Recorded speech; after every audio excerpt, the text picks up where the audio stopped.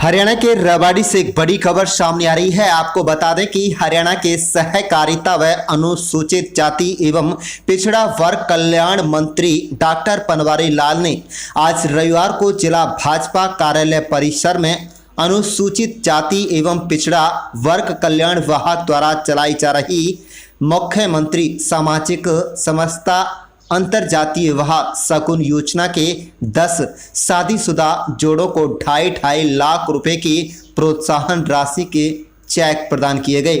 Doctor Banwari Lal इस मौके पर नवयुगलों को शुभकामनाएं व आशीर्वाद देते हुए कहा कि समाज से जात पात के जहर को मिटाने के उद्देश्य से राज्य सरकार द्वारा चलाई जा रही मुख्यमंत्री सामाजिक समरसता अंतरजातीय विवाह शगुन योजना समाज की बेहतरी के लिए उठाया गया एक बेहतरीन कदम है। उन्होंने कहा कि समाज से जाति पाति का भेदभाव मिटाने और आपसी सौहार्द को बनाए रखने के उद्देश्य से सरकार द्वारा मुख्यमंत्री सामाजिक समरसता अंतरजातीय विवाह योजना चलाई जा रही है। उन्होंने कहा कि इस प्रथा को रोकने के लिए भी अंतरजातीय विवाह को प्रोत्साहन देना इस योजना का उद्देश्य है ताकि समाज से जातिवाद का सफाया हो सके। उन्होंने कहा कि अंतरजातीय विवाह करने पर शादीशुदा जोड़े को 2.5 लाख रुपए की प्रोत्साहन राशि सरकार द्वारा दी जाती है। उन्होंने यह भी कहा कि इस योजना का लाभ लेने के लिए जो भी लड़का या लड़की विवाह करेगा उनमें से एक का अनुसूचित जाति से संबंध होना जरूरी है, यानी कि विवाह करने वाले दंपति में एक अनुसूचित जाति और दूसरा गैर अनुसूचित जाति से संबंध रखने वाला होना चाहिए। इस पर सरकार द्वारा प्रोत्साहन के रूप में 2.5 लाख रुपए की राशि दी जा रही है। आप देख रहे हैं रेवाड़ी से महेंद्र भारती की रिपोर्ट। हमारे चैनल को सब्सक्राइब जरूर कर लीजिएगा और रोजाना देखते रहिएगा अपने जिले की तमाम छोटी बड़ी खबरें। आज मुख्यमंत्री अंतर्जातीय विवाह योजना के तहत 10 हमारे बेनिफिशरीज थे, उनको 2.5 लाख रुपए का एक ड्राफ्ट हैंड ओवर किया है। और ये सरकार की पॉलिसी है कि जो बच्चे इंटरकास्ट मैरिज करेंगे उसमें से एक या तो मेल या फीमेल एससी कम्युनिटी से होना चाहिए। तो उन लोगों में हम सरकार की तरफ से 2.5 लाख रुपए देते हैं और वो 3 लाख का एक लॉकिंग पीरियड इसलिए किया गया है कि ताकि ये शादियां सक्सेसफुल रहें और ये नहीं कि वे पैसे लेके ये शादियां टूट जाएं, तो सरकार का ये मनसा। तो इस योजना के तहत सरकार इनको 2.5 लाख रुपए के चेक दिए हैं और आगे भी इसको बढ़ावा देने के लिए, जैसे अभी एक बेनिफिशरीज ने मेरे को बताया कि ये जो पीरियड है ये कम किया जाए, क्योंकि शुरू में हमें परेशानी होती है और पैसे की भी ज़रूरत होती है।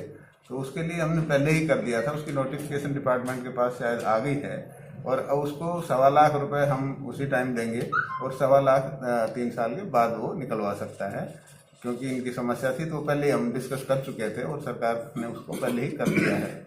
और दूसरा ये कह रहे थे कि अमाउंट कम है, 5 लाख रुपये जैसे हैं, तो वो डॉक्टर भीमराव अंबेडकर फाउंडेशन की तरफ से केंद्र की एक स्कीम है, उसके तहत 5 लाख रुपए मिलते हैं। तो वो भी हम उस प्रपोजल को भेजेंगे ताकि वो 5 लाख रुपए की सुविधा दी जा सके। और दूसरी जो भी योजनाएं हैं, माननीय मुख्यमंत्री जी लगातार लगे रहते हैं कि जो हमारी जो भी सुविधाएं हैं, जो सरकार की योजनाएं हैं, उनका लाभ जो शोषित वंचित समाज के लोग हैं उन तक किस तरह से पहुँचे।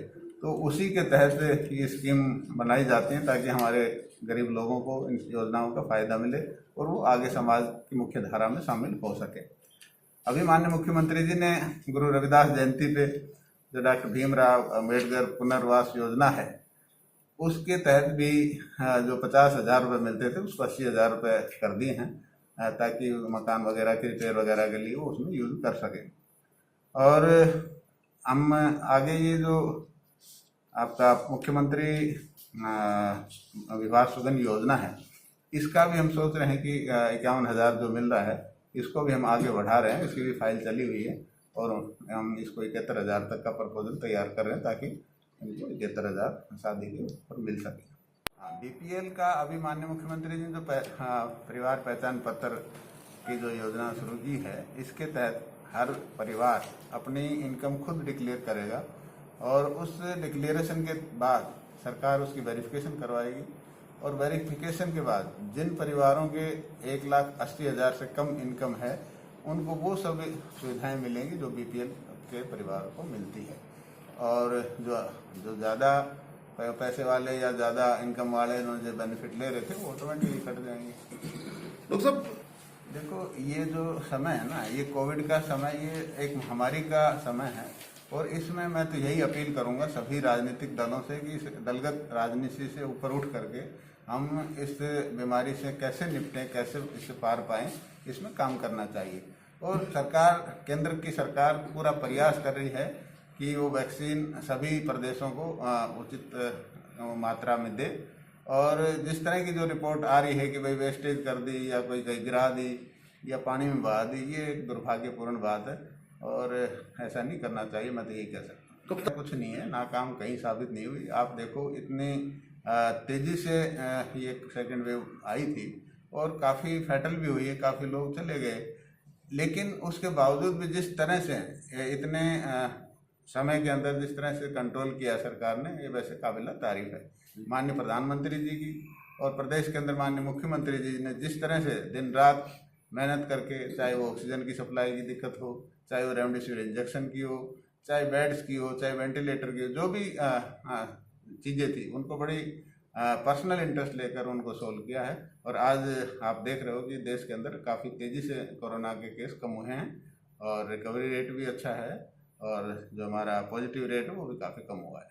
कि जिस तरह से जो वैज्ञानिक हमारे बता रहे हैं कि जो तीसरी लहर जो एक्सपेक्टेड कर रहे हैं वो बच्चों पर इफेक्ट करेगी, तो उसके लिए हमारा जो इंफ्रास्ट्रक्चर है, उसके लिए आप देख रहे हो कि जो अभी बेड की जो पोजीशन हमारी पहले ठीक होगी, ऑक्सीजन के लिए भी हम वो हो गया, आत्मनिर्भर से हो गए। और जिस तरह से वेंटिलेटर्स वगैरह हैं, ये सब चीज़ें अब हम प्रिपेयर्ड हैं। और जहाँ तक बच्चों की बात है, तो बच्चों में भी कोई ऐसी बात नहीं कि स्पेशल कोई चीज़ चाहिए कि यही बेड चाहिए, यही वेंटिलेटर चाहिए, यही डॉक्टर चाहिए। तैयारियां पूरी है, तैयारी पूरी है सरकार की तरफ से, ऐसा कोई दिक्कत नहीं आई। ठीक है। वैक्सीन भी जिस तरह से ट्रायल पे चल रही है, बच्चों को वैक्सीन भी लग जाएगी तो उससे भी काफ़ी फर्क पड़ेगा।